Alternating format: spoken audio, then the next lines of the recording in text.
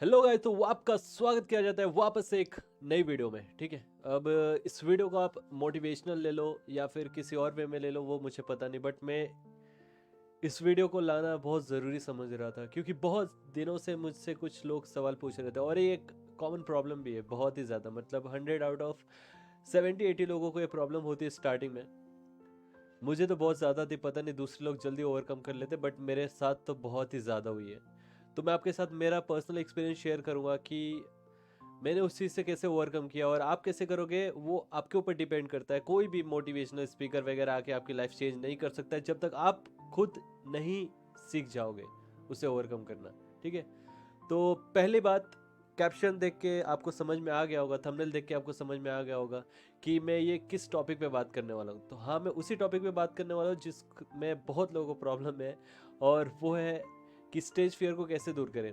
Stage fear ना एक दिन की चीज़ नहीं है कि आप एक दिन स्टेज पे चढ़े और दूर हो गया, ऐसा नहीं होता है, कभी नहीं होता है। एक्चुअली ये स्टार्ट करना पड़ता है हमें। एक्चुअली अब मैं स्टार्ट करता हूँ पहले मेरी जर्नी कि मैंने कैसे किया, और आपके बारे में बताऊंगा, और आप कुछ बता देना। मतलब मैं अपने बारे में बताऊंगा और आप अपने बारे में सोच के देख लेना कि क्या ऐसा हुआ था कुछ। मैं हिंदी मीडियम से था, ठीक है, तो हमारे स्कूल्स में इतनी कुछ एक्टिविटीज़ होती नहीं थी ज़्यादा। ऐसा नहीं है कि वो हिंदी मीडियम था इसलिए नहीं होती थी, एक्चुअली उसमें एक्टिविटीज़ होती भी थी, लेकिन हम पार्टिसिपेट नहीं करते थे। अब पार्टिसिपेट की बात ऐसी है कि कहीं कहीं कैसा होता है, आपको कंपलसरी करना ही पड़ता है। टीचर नाम लेके बुलाती है, भाई आ जाओ, खड़े हो जाओ, आपको ये कंपलसरी करना है। बट कहीं कहीं कैसा होता है कि चलेगा, नहीं करोगे तो नाम लिया, अगर आप उस दिन नहीं आए तो फिर आपको छोड़ दिया जाता है कि चलो जाने दो, छोड़ देते हैं। तो वैसे करते करते मेरा स्कूल निकल गया, मैं स्टेज पे कभी चढ़ा नहीं, कुछ नहीं किया मैंने। फिर आया 11 और 12th मेरा।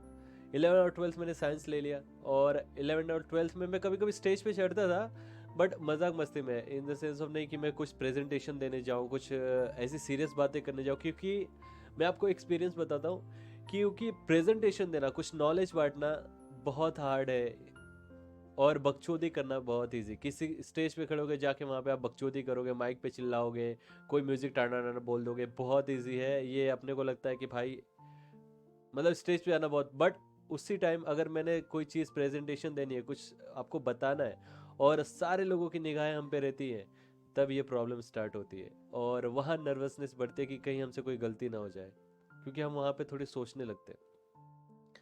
तो 11 और 12th में भी इतना कुछ हुआ नहीं, तो मैं वहाँ से निकला और इतना कुछ हुआ नहीं, मतलब नॉर्मली चला।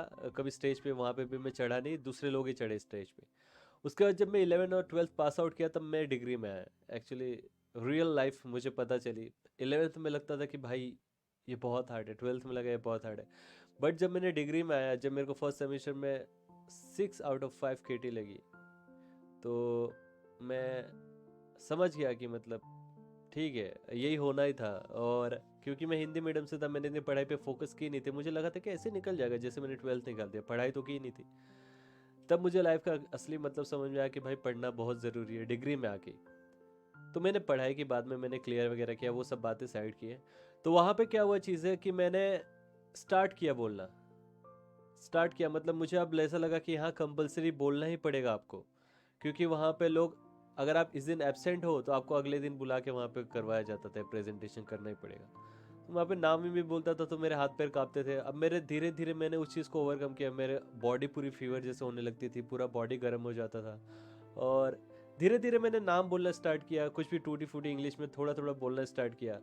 रियल कब आया मेरे सामने चीज़ें, जब एक प्रेजेंटेशन आया, और उस प्रेजेंटेशन में मेरे सामने प्रिंसिपल, 7-8 टीचर, मेरे क्लास के सारे बच्चे, और 2-3 क्लास के जो वॉलंटियर वगैरह होते हैं, उनके सामने प्रेजेंटेशन देना था। गांड फट के हाथ में आ गई भाई। नए चेहरे थे, सब कुछ नया था। और उस मोमेंट को मैं क्या बताऊँ कि मेरी गांड कितनी फटी थी, जब मेरा एक टीम लीडर स्पीच दे रहा था वहाँ पे, और मैं ऐसे साइड में खड़ा था, और लिटरली मैं ऐसे विंडो पे हाथ रखा था, और मेरा हाथ ऐसे काँप रहा था कि मैं अब क्या बोलूँगा, इतने लोग मुझे देख रहे हैं, अब मैं क्या बोलूँगा, क्योंकि मुझे तो कुछ आता ही नहीं है, मेरी इंग्लिश टूटी फूटी, मुझे इंग्लिश आती ही नहीं है, और ये प्रेजेंटेशन इंग्लिश में दिया जा रहा था, वो भाई पढ़े लिखे इसको। बोला ठीक। जब स्टेज में चढ़ा तो मैंने सिर्फ मेरा नाम लिया, मुझे क्या एक्सप्लेन करना था वो टॉपिक का नाम लिया, और बस फिनिश हो गया मैं, मतलब रुक गया। अब सब लोग मेरे को देख रहे हैं, और मेरे दोस्त लोग 3-4 थे पीछे से, वो मोटिवेट कर रहे हैं मेरे को, भाई बोल बोल। पर मेरे दिमाग में क्या चल रहा है वो सिर्फ मैं ही जानता हूँ, वो उनको नहीं समझा सकता मैं। तो फिर मैंने थोड़ी देर 2 या 3 से 4 मिनट ऐसे माइक पकड़ा रहा, और फिर मैंने मेरे टीम लीडर को दी। फिर उसने मेरे को ऐसे पीठ पे हाथ मारा, बोलता ठीक है कोई बात नहीं आज। फिर मैं साइड में आया, विंडो के पास में बाहर देखने लगा खिड़की के। और फिर मेरे को पूरा ऐसा बुखार जैसे हुआ, ऐसे हार्ट बीट बहुत ज़्यादा तेज़ थी, उसको तो मैं हिसाब नहीं बता सकता आपको। मैं वहाँ से तुरंत टीचर को बोला मैं आता हूँ वॉशरूम से।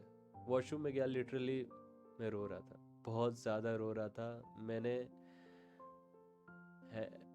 रुमाल निकाला अपने हाथों से, जेब से, और ऐसे मुंह में दबाया और बहुत ही ज़्यादा रोया।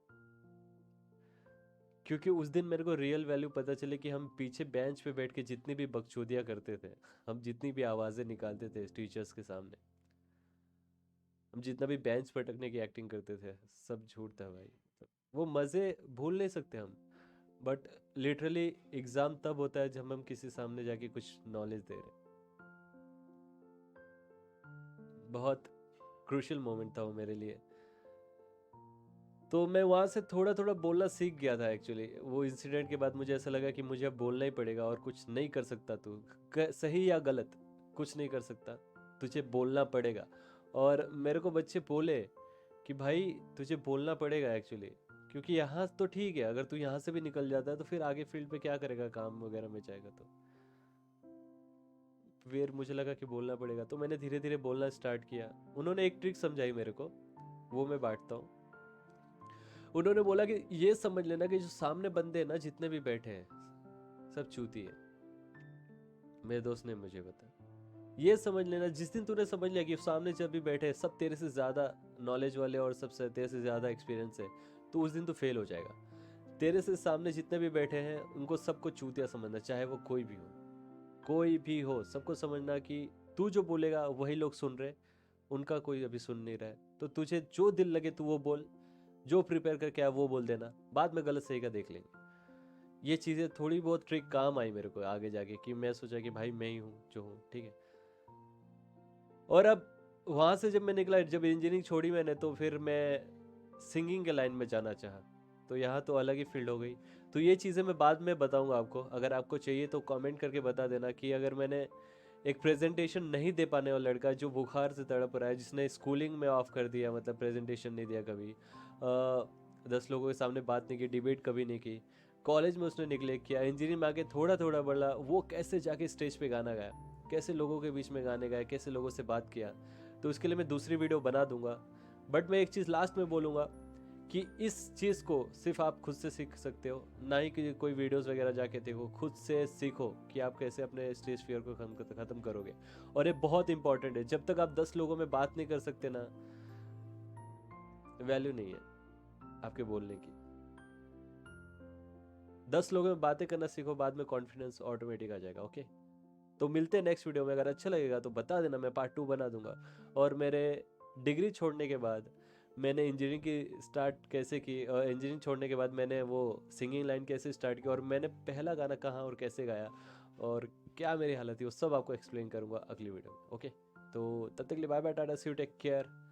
इंस्पायर हो जाओ, मोटिवेट हो जाओ अपनी लाइफ से, खुद से। Okay, thank you so much, good night,